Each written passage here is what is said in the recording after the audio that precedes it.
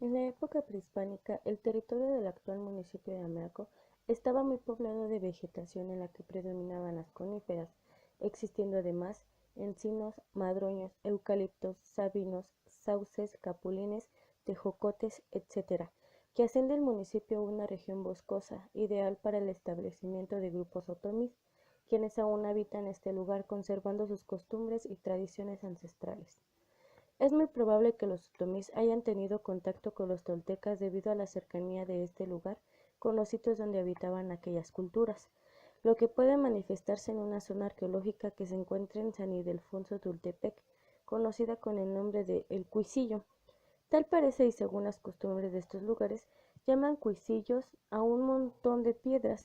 Ahí se encuentran varios promontorios cubiertos de vegetación que al ser descubiertos han sido saqueados para llevarse las piedras, sin saber que se trata de algunos edificios prehispánicos.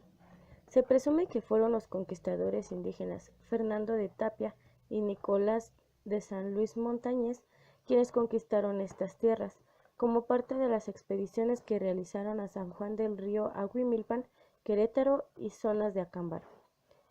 El primer asentamiento humano en esta tierra se estableció en el Pozo de Bosdá, donde se construyó una calle a la que bautizaron con el nombre de Jalpan, que quiere decir Xayí, arena y co, lugar, es decir, lugar sobre arena, por lo que se deduce que al haber muchos manantiales por donde corre agua cristalina, se observa que en el fondo existe arena con reflejos metálicos.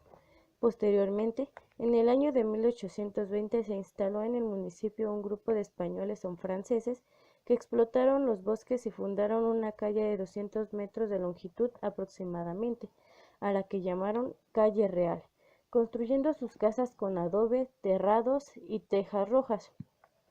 Los habitantes de Amealco han participado en varios sucesos históricos de nuestra patria, como lo comprueba el hecho de que en la Guerra de Independencia existieron varios caudillos que reunieron tropas para luchar contra los peninsulares, buscando la libertad del país. Tal es el caso de Policarpo Cañas, Hilario Pérez y Victoriano Reséndiz. En la época de la Revolución Mexicana, el municipio fue escenario de varios combates entre los grupos revolucionarios, habiéndose realizado en esta población varias batallas entre villistas, carrancistas y zapatistas, pues contaban que cuando los combates eran por las tardes o por las noches, a la mañana siguiente se encontraban tirados en los solares de las orillas de la población los uniformes y fusiles de varios guerrilleros que aprovecharon la oscuridad para desertar en las filas del ejército al que pertenecía. Se cuenta que en la época de la Revolución, las tropas que estaban acantonadas en la cabecera municipal practicaban la leva, llevándose a los jóvenes y hombres adultos en acordonadas para aumentar el efectivo de sus tropas, dejando a los padres, esposas o hijos sumidos en la más grande desesperación, ya que muchas veces no volvían a ver a sus familiares que habían sido aprehendidos. En la época de los rebeldes, hacia 1937, haciendo una de las varias entradas a esta cabecera municipal, los levantados en armas, quienes venían buscando a las autoridades y maestros por aquellos del artículo tercero constitucional, con lo que respecta al laicismo, ya que les había hecho entender que ese precepto estaba en contra de la religión.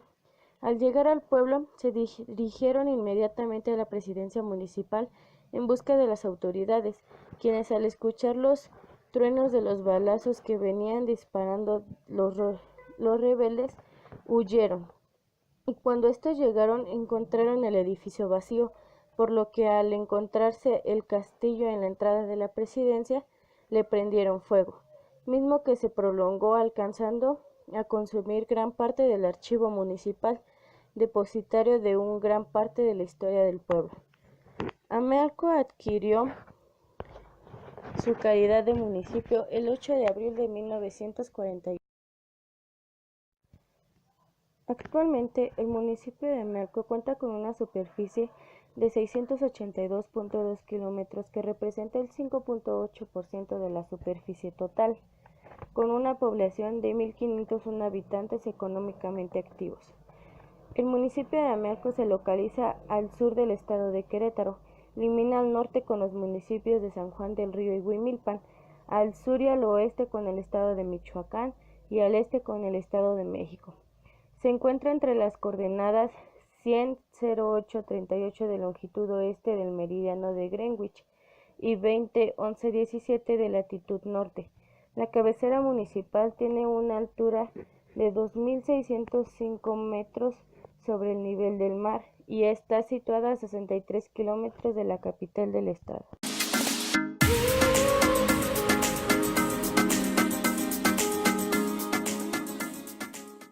Número de alumnos matriculados 552, 38 maestros y administrativos, cuenta con 12 salones. En 1987 inició con 2 salones en la iglesia como grupos alternativos de la General de Amialco, siguió como escuela agropecuaria y actualmente es una técnica.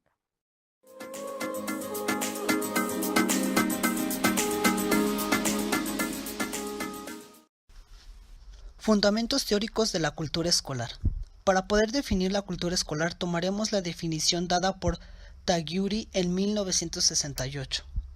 La cultura escolar incluye sistemas de creencias, valores, estructuras cognitivas generales y significados dentro del sistema social caracterizados por un patrón de relaciones de personas y grupos de este sistema. Otra definición dada por Stolp en 1994, la cultura escolar podría definirse como los patrones de significado transmitidos históricamente y que incluyen las normas, los valores, las creencias, los rituales, las tradiciones y los mitos comprendidos, quizá en distinto grado, por las personas miembros de la comunidad escolar. La relación de la cultura escolar con lo que se observó. Creemos que es de gran importancia entender el concepto de cultura escolar, ya que este nos proporcionará un panorama más amplio de lo que encontraremos en una escuela, ya que cada secundaria a la que hemos asistido cumplen con esta condición de poseer una cultura escolar, aunque han sido diferentes en todas, lo que hace que cada secundaria o escuela tengan una cultura escolar única, que bien hasta cierto punto podrían compartir características como coincidir en eventos, algunos mitos, tradiciones y valores, pero finalmente cada contexto es diferente en las secundarias. Por lo tanto, estas actividades o elementos que tienen en común pueden ser realizadas de distintas maneras. Algunos elementos de la cultura escolar observados en la secundaria técnica número 24 son normas, portar el uniforme completo, valores, no perder la identidad raíz y no dejar el dialecto o la lengua materna que se habla. Tradiciones, dedicarse a la alfarería, el barro, a la agricultura, portar la vestimenta típica de la comunidad. En la secundaria técnica número 24 se llevó a cabo un evento cultural en el que los principales actores fueron los alumnos. En este se pudieron observar algunas tradiciones típicas de esta comunidad, como el dedicarse a la alfarería, a trabajar el barro, y portar vestimentas típicas de la comunidad. En ellas se realizaron actividades como tejer servilletas, hacer comales de barro y decorados y presentar trajes típicos de esta comunidad. Estos elementos forman parte importante de la cultura escolar, ya que son de gran importancia para la identidad de cada uno de los alumnos, del contexto, de la comunidad, pero sobre todo forman parte importante de la cultura escolar en la que ésta se desarrolla.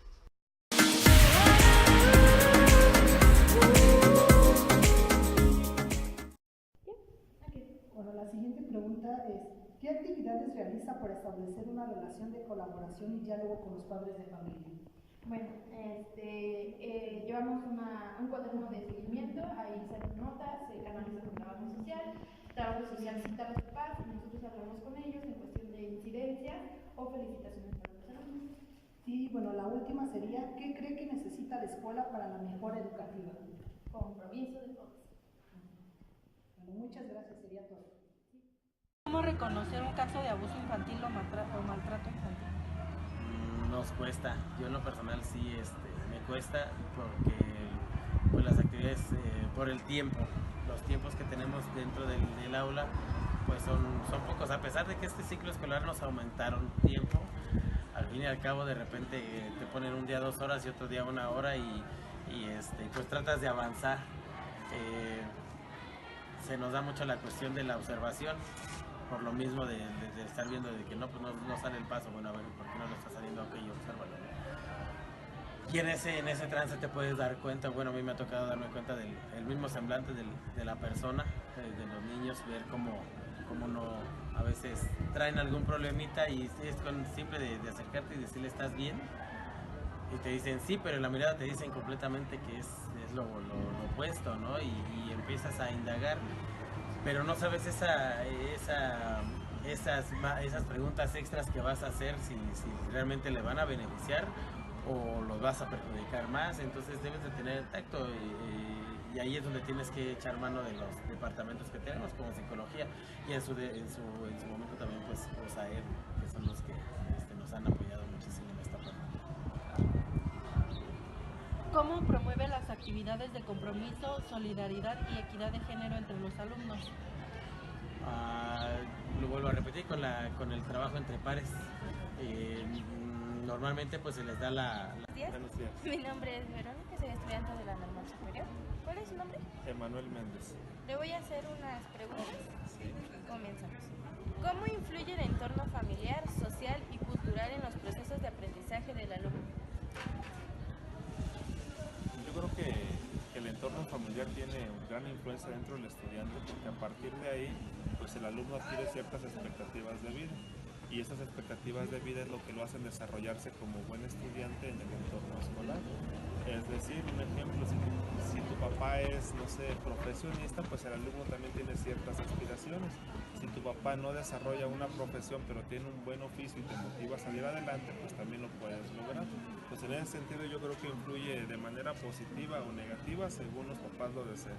Y en el ambiente cultural, pues creo que los chavos aquí no tienen tantas posibilidades como en otro medio para poder salir adelante. Algunos de aquí salen de la secundaria y se van a trabajar. Siguiente. ¿Qué tipo de interacciones favorecen el aprendizaje de los alumnos? Una interacción socioafectiva.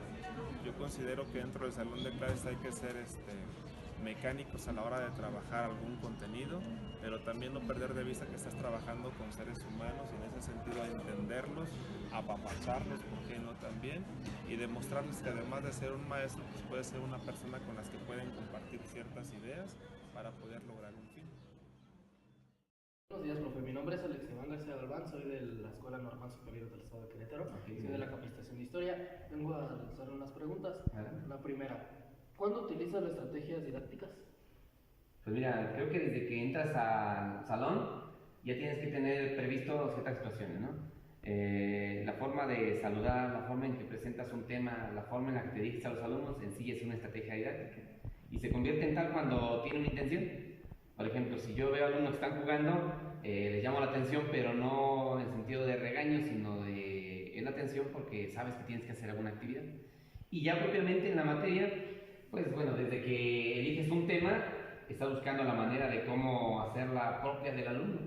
Si pueden ver, tengo algunos uniformes allá puestos que pertenecen a la asignatura de básquetbol, pero que la idea es concentrarlo en un proyecto para que posteriormente en la computadora puedan hacer el diseño y bueno, ya con papel transfer y demás poderlo estampar en una playera, pero bueno, yo trato de juntar las asignaturas que doy y hacer de la transversalidad una estrategia común, ¿no? Es decir, que pueda ser evaluada en más de una asignatura y bueno, podría ser un ejemplo de esa.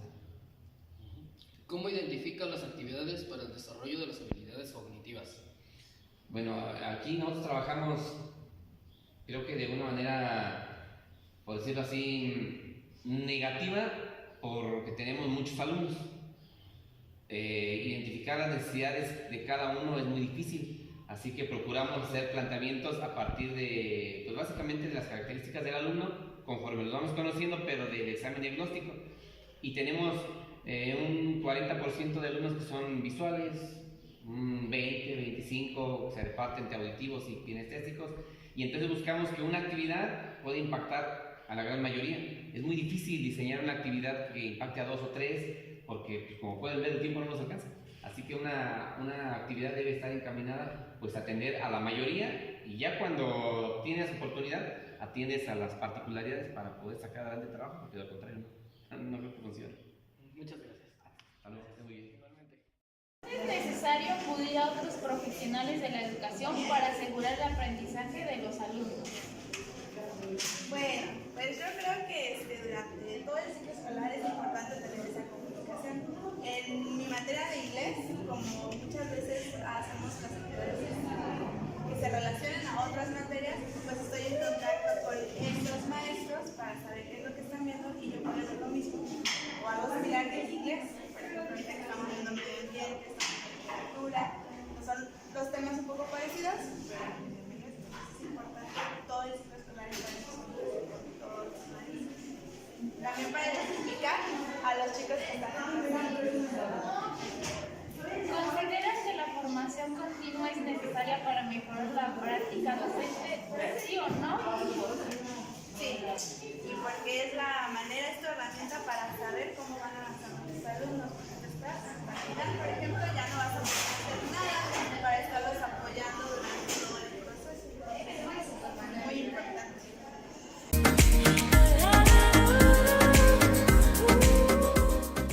Buenos días, primero que nada muchas gracias por permitirnos hacer esta entrevista.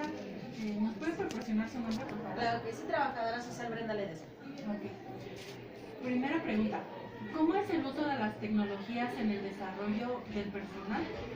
Bueno, nosotros como tecnología contamos con cañones, tenemos un aula de medios, tenemos internet, pero eso es solamente para uso docente. ¿Para qué? Para cualquier investigación o información adicional que se le tenga que dar a los alumnos. En mi caso, desde el Departamento de Trabajo Social, bueno, pues yo utilizo esa tecnología para la cuestión de becas. ¿Cómo difunden la información con los padres de familia? Persona a persona, directa. Se les envía citatorio, de ahí ellos asisten y es solamente la única manera en la que se les proporciona la información. ¿Para qué? Para que no haya disputa. ¿A qué programas sociales está afiliada la escuela?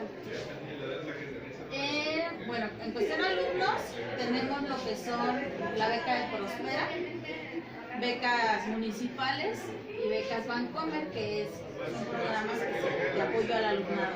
En la infraestructura para la escuela está inscrito en el programa de Escuelas al 100 y la construcción del auditorio.